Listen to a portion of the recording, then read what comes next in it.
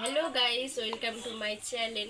তো আজকে তো রবিবার, সবার ঘরে মাংস টাংস হয়। তো আমার তো মাংস পছন্দ না। আজকে আমি একটু মুরগির ছাট বানাবো, তো তোমাদেরকে রেসিপিটা করে দেখাবো, তোমরা দেখতে থাকো।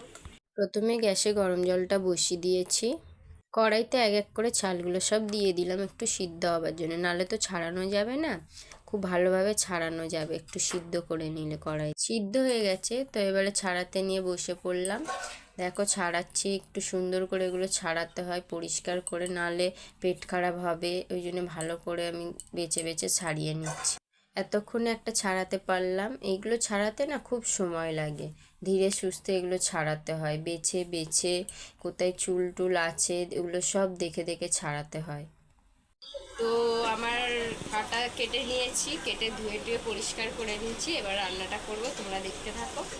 দেখো কত সুন্দর করে পরিষ্কার করে আদা রসুন লঙ্কা মিক্সারে বেটে নিলাম।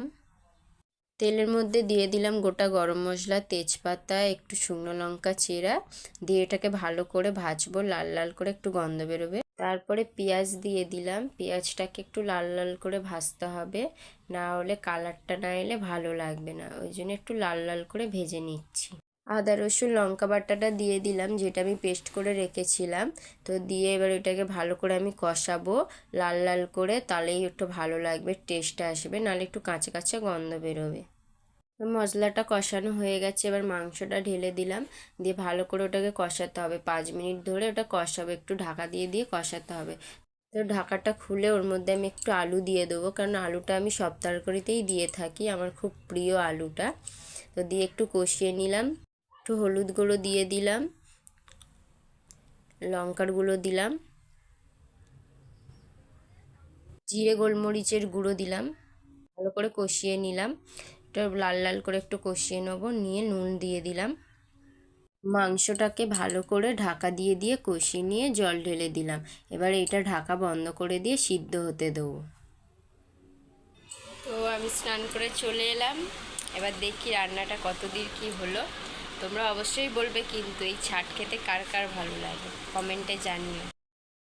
তো আমার রান্না কমপ্লিট, এবার একটু ধনেপাতা দিয়ে ভালো করে ফুটিয়ে নিয়ে নামিয়ে নেব।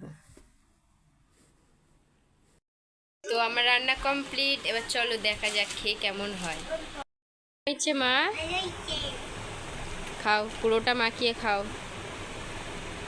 ভালো হয়েছে তো? ওইটা খাও, ওইটা খাও, ছালটা খাও।